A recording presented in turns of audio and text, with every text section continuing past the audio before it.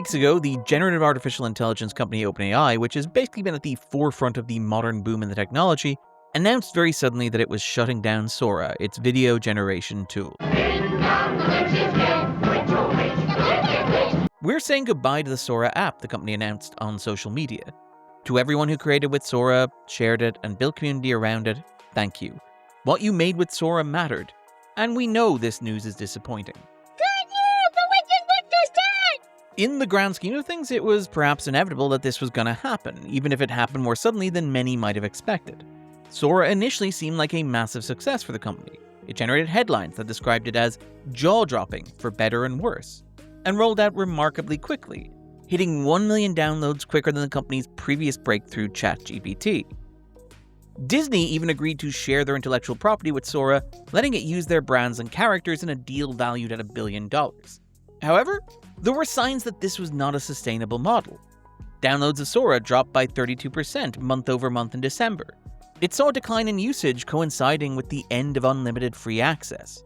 It also seems likely that the users balked at the guardrails that were introduced around the use of the product that were necessary for the app to be monetizable. More broadly, reports suggested that regular users found little everyday use for a dedicated AI video app. There is some suggestion that, even after introducing fees for usage, OpenAI was, quote, losing $15 million per day on the application. It seems likely that at least part of the decision to shut down Sora may have been rooted in the fact that OpenAI is planning an initial public offering later this year. This would involve opening the books to potential investors, and so revealing that their most popular application was a financial black hole probably would not have boded well for the company's valuation. More broadly, there's a sense that the bubble around generative artificial intelligence may be about to burst. Many of the companies that are part of this industry are heavily investing in each other, meaning that their fates are interlinked. Less a pyramid scheme than a corporate human centipede. And yeah, this is about as close as we're gonna get to showing you footage from that movie. Prices for the equipment necessary to sustain the industry are soaring. Despite the massive amount of investment pouring into the technology, there's no indication of material return on investment. This is all very bad. The amount of money being poured into the industry is effectively distorting larger economic indicators, driving the on-paper growth of American GDP without any material benefit. As a result, the bubble bursting, which it inevitably will, could be catastrophic, particularly when combined with other major economic stressors such as rising oil prices. But thank God that's not happening, right? The shuttering of Sora does not necessarily mean the bubble has burst. Other video generators do exist, but it does shake the industry's foundations. More to the point though, it does draw attention to the fact that the economics of this technology are extremely vague at best. The tools are out in the world, and many of the things that make generative AI appealing to the people who want to use it, from large-scale copyright infringement to the production of non-consensual pornography, are not really monetizable by these companies. For all the money sunk into it, it is not a viable business model. There's no way to make it economically feasible. There is something decidedly bleak in this. In the amount of money and energy and political capital invested in building a technology that is not only largely corrosive and dangerous, but which is also impossible to profit from. The costs of generative AI are almost too many to measure. The environmental damage that it causes, the resources that it demands, the breakdown in public trust that it causes, the psychosis that it drives people into, the critical thinking that it destroys. All of this would be evil even if the people driving it could profit off it. But it seems like they can't, so there is an incredible stupidity and nihilism driving this forward. There is an even darker thought stirring beneath all this. Generative AI does not exist in a vacuum. It did not mysteriously appear one day out of nowhere and sweep into people's lives. It was instead designed and built by human beings with clear purpose and intent. If there had been public will, it could have been legislated against and stopped. It could have been rejected, like we as a culture rejected the metaverse, or Quibi, or Vanilla Ice. The scary thought is that generative AI has gotten as far as it has because in some vague sense the collective consciousness wants it, or more likely has been conditioned to think that it wants it.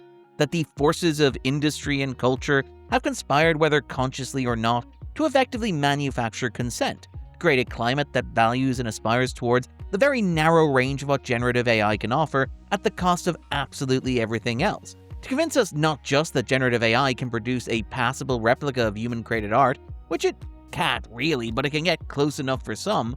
But also that human-produced art should look like the kind of things that generative AI can create. And if you look at modern pop culture, you can see that happening in real time. Alright, stop. The same week that Sora closed also saw the launch of the trailer for Warner Bros.' new adaptation of J.K. Rowling's Harry Potter books as a high-profile HBO television show. As with generative AI, there are a lot of reasons why the show is a bad idea that extend beyond any cultural critique. Most obviously, the continued enrichment of J.K. Rowling, who is using her already tremendous wealth to target transgender people, and her platform to target successful women, whether cis or trans, in high-profile fields. Still, setting all of that aside, and to be clear, you shouldn't set all of that aside, the new adaptation of Harry Potter is a strange prospect. After all, the books were already adapted into a series of well-regarded and financially successful movies that wrapped up just 15 years ago. Warner's attempted to keep the franchise alive by spawning 3 less well-regarded and less financially successful Fantastic Beast movies, which flopped so hard that they killed the would-be franchise midstream. More like mediocre beasts. I guess you could say that Grindelwald's true crimes were committed against the audience, and I suppose Dumbledore's secrets remain his own. So inevitably, the company went back to what worked, the original books. In the abstract, there's not necessarily anything wrong with the idea of doing another adaptation of a beloved source material. There have been countless takes on classics like Dracula and Hamlet. To be or not to be? Not to be. We're swimming in Batman movies. I'm Batman. Many of these are great. Even pulpier fare like Thomas Harris's Red Dragon has been adapted multiple times as Michael Mann's Manhunter, Brett Ratner's Red Dragon, and Brian Fuller's Hannibal, with each adaptation having something distinct to recommend it. So for example, in this case, Manhunter is very focused on the psychology of Will Graham, played by William Peterson. Red Dragon features an incredible performance from Ralph Fiennes as Francis Dollarhide, quite literally chewing the scenery. As one might expect given the title, Hannibal's take is more focused on, well... Hello, Dr. Lecter. Yeah. Each of these adaptations is working from the same source material, but they each have a distinct production design, visual aesthetic, tone, and performance style, which makes it easy to distinguish them just based on images or sounds. Manhunter is saturated with Mann's 80s pastels, creating a sterile world that is at odds with the brutality of the narrative. For Red Dragon, Ratner is emulating the sort of gritty naturalism that Jonathan Demme brought to Silence of the Lambs. While for Hannibal, Fuller is leaning fully into abstract gothic horror. These are 3 very different interpretations of the text, but each is its own clear work with its own clear perspective. And they're all pretty faithful as adaptations go, often lifting the same scenes and the same dialogue from the source novel. That's the same court. I keep getting it for Christmas. Something a child select. But in their own inimitable style. Smell yourself. Why don't you just smell yourself? I could happily spend an entire video essay talking about Brian Fuller's Hannibal as a masterpiece of re-adaptation, a work that is not only in conversation with its source material, but with previous adaptations, Balls in or balls out? and with audience expectations. But we're not here to talk about Hannibal. We're here to talk about Harry Potter. And so, accepting that you can adapt the same source material multiple times and get different works with different things to say and different perspectives, maybe Warner Bros. Have a fresh take on Harry Potter, something that justifies readapting the source material so soon after a seemingly definitive adaptation. However, it became very clear very early that Warner Bros. Did not, in fact, have a fresh take on Harry Potter. It became clear from production stills and character designs that the aesthetics of the television adaptation of Harry Potter would be functionally identical to the aesthetics of the recently completed cinematic adaptation. The trailer does very little to dispel this impression. To even the most casual observer of the Harry Potter franchise, it looks just like the films do, except maybe with the brightness turned down a tad. And of course, they'll be longer, extending the 2.5 to 3 hour runtimes of most of the movies to a full 8 hours so they can cram back in a bunch of stuff that was cut from the source material. So maybe we'll finally get to see that subplot where Hermione learns the important lesson that the house elves are happy in slavery. Or how before they adopted human plumbing, wizards used to just do their business wherever and just magic away the evidence. I guess that's why they wear robes. Dude, I just looked up the thing he was talking about. That's true. That's like 100%. Everything you said was true. All of it. It's all true. The goal here is to make something that looks just like the old, largely beloved movies, but, more of it. An endless supply of it. Like a big plate of spaghetti being eaten by some sort of amorphous Will Smith type blob. And you can already feel this appetite growing in other fandoms. There have been arguments made that Warner Bros. Should follow this by doing something similar with Lord of the Rings, another property that got an almost universally beloved and definitive film adaptation that really doesn't need to be rehashed unless there's a strong creative impulse guiding it. I mean, we've tried to turn Lord of the Rings into a sustainable, continuous, unending franchise, and it's gone... Back in the Withy window, folk used to call me Bombadil. Keep it going. Keep it going. Tom Bombadil. Yes! Maybe we don't need to be making more for the sake of more of absolutely everything. Maybe these things should have reasons for existing beyond the fact that the shareholders want them to. And maybe the fact that we can't just pull a lever and make more Harry Potter in the style of those movies from 15 years ago isn't actually a problem in search of a solution. Inevitably, as is always the case with these things, there is a cynical reason why so many modern adaptations look exactly like previous adaptations, such as the live-action Disney reimaginings of their classic fairy tales, or the recent How to Train Your Dragon from Universal. These brands and properties extend beyond film and television, into toys and theme parks. That's often where the real money is, as Disney knows, having recently promoted their head of parks and cruises, Josh D'Amaro, to CEO. Coincidentally or not, the release of the How to Train Your Dragon live-action remake coincided with the opening of Universal's Epic Universe theme park, including a land modeled on How to Train Your Dragon. As such, the brand's visual identity needs to remain consistent across multiple forms, so that the adults who watch the animated film and the kids that they bring to live-action adaptation both recognize Toothless the Dragon. Not coincidentally, Harry Potter is also a fairly major theme park property. There's a sense that this is less a television show than it is an advertisement for the wizarding world. However, there is more to it than that. It's not just cynical late capitalism at play. The truth is that audiences do seem to want this kind of thing.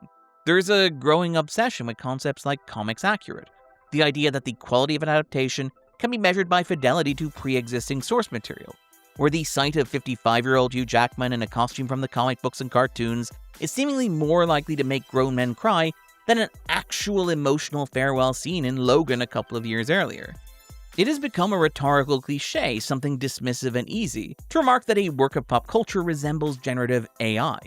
It's often used as the be-all and end-all of any critical engagement, often as a way of avoiding getting into a meaningful discussion of what that actually means or says. It is also dismissive of the human labor that goes into making even the most banal sort of media. Still, there is a sense in which this broader shift in culture towards the perfect simulation of childhood nostalgia realized in a different medium feels in line with the aesthetics and the ideals that underpin and drive the design and use of artificial intelligence. This should be clear to anybody who has spent any time online in recent years. In the world of entertainment, a staggeringly large amount of generative AI content is designed to pander to nostalgia. It's people inserting themselves into videos with characters they love played by actors they recognize. The simulation of a selfie. The product of an experience without the burden of the experience itself. It's putting comic book characters in comics-accurate costumes. It's resurrecting the dead so that we never have to deal with the idea that the past is, well, actually past. The logic underpinning the design and use of generative AI is an expression of a deeper cultural malaise that philosophers identified towards the end of the 80s and into the 90s, in the wake of the Cold War, in the period that was prematurely declared the end of history or the unipolar moment. In 1987, French philosopher Jean Baudrillard predicted that the shift from an analog to a digital world would lead to development of technologies that left the user, quote, isolated in a position of perfect sovereignty, at an infinite distance from his original universe. That is to say, in the same position as an astronaut in his bubble, existing in a state of weightlessness. Exploring his concept of the hyperreal, the simulation of reality through uncanny constructs such as Disneyland, Baudrillard argued, when the real is no longer what it used to be, nostalgia assumes its full meaning. Philosopher Mark Fisher contends, in the last 10 to 15 years, meanwhile, the internet and mobile telecommunications technology have altered the texture of everyday experience beyond all recognition. Yet, perhaps because of this, there's an increasing sense that culture has lost the ability to grasp and articulate the present. Or it could be that, in one very important sense, there is no present to grasp and articulate anymore. We not only lost the power to imagine a better future, but we've lost our grip on present reality. Where else is there to retreat to but into a past that can be reimagined and reconstructed and rewritten? It feels worth noting that even so much modern pop culture about the future is stuck nostalgically rehashing and reiterating the past, creating an uncanny, almost but not quite reconstruction of what we remember as children. This is, in some ways, a limitation baked into generative artificial intelligence as a technology. It is, much like Vanilla Ice, a plagiarism machine. Generative AI combines existing material in recognizable patterns, but is not capable of innovation or perspective. It cannot make anything new. It can just serve endless reheats of existing material. One of the problems is that larger culture seems to embrace these limitations as creative aspirations. Modern pop culture is dominated by pandering, cynical, recycled iconography and nostalgia. Was Disney's billion-dollar investment in Sora any different ideologically from, say, commissioning a shot-for-shot live-action remake of Moana? And sure, Dwayne Johnson looks like he's auditioning to replace Daniel Radcliffe in the sequel to the Weird Al biopic, but he also looks exactly like what a generative model would produce if you typed the words live-action Moana into them. And again, this is not to disparage the human craft that went into making this happen. This direction was not decided by the makeup artists or costume designers who worked on the film, but dictated by the company based on what it assumed, rightly or wrongly, audiences want. In some ways, Disney's investment in AI with a view to integrating it into their services like Disney Plus is perhaps a culmination of the creative philosophy that greenlights endless live-action remakes like Lilo and Stitch, The Lion King, Beauty and the Beast. All of which were massively financially successful, indicating that this is, in some sense, what audiences want. There are many, many, many things that generative AI cannot do or replicate, but it can arguably produce that sort of material even more efficiently than human artists. And when we decide as a culture that this is what we value, of course industry pushes towards the most effective means of production. Culture has spent decades diminishing and denigrating the human contributions to this sort of mass media. Writers and actors have to strike for basic rights. Creators of characters who are worth billions of dollars have to crowdfund for medical bills. When the creators involved in these high-profile franchises dare to imbue them with anything resembling a unique perspective, the resulting fires burn for decades, as studios refuse to stand by their talent. Instead, art becomes mere content, shapeless, formless product to be parceled out in whatever lumps the services decide. 1/4 portion. Scripts are fed into algorithms to predict their financial value. While the idea of a curated release slate where something like the Minecraft movie makes enough money that the studio can produce actually good films like one battle after another has become a relative rarity. Fans are brought in to serve as focus groups, effectively turning billion-dollar companies into their own private prompt machines. Studios and filmmaking are becoming hobby horses of tech companies. Anything new is too risky, too brave, too bold. Instead, the trick is to offer audiences what they already know in a programmatic manner. And look, there is some hope here. There are still original movies and television shows that do remarkably well. As easy as it is to be all doom and gloom about the state of the industry, the year ahead includes the release of Steven Spielberg's Disclosure Day, Christopher Nolan's take on The Odyssey, and Denis Villeneuve's Dune Part 3.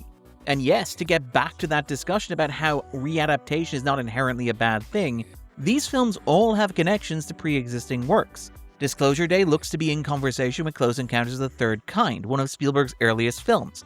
The Odyssey is one of the oldest stories in existence and has been adapted countless times.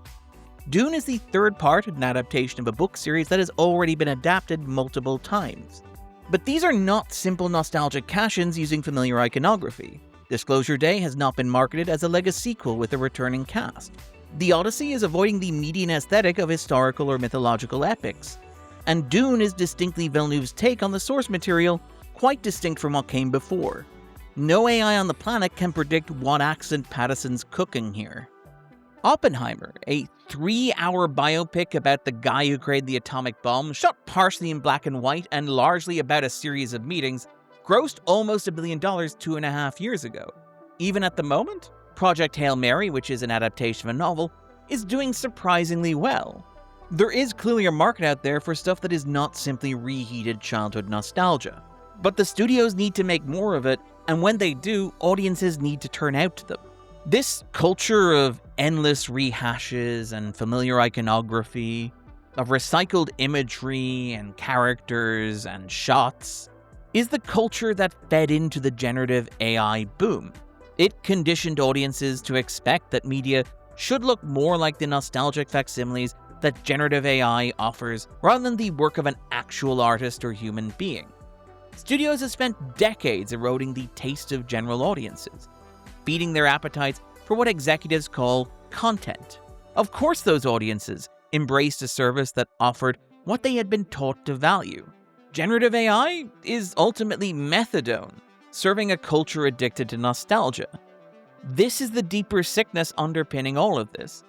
And unfortunately, if we let it, it will outlive Sora. To quote another 90s philosopher, the only way to put an end to this is for all of us to band together and say, "Alright, stop." I've been Darren Mooney, and this was The Backdrop.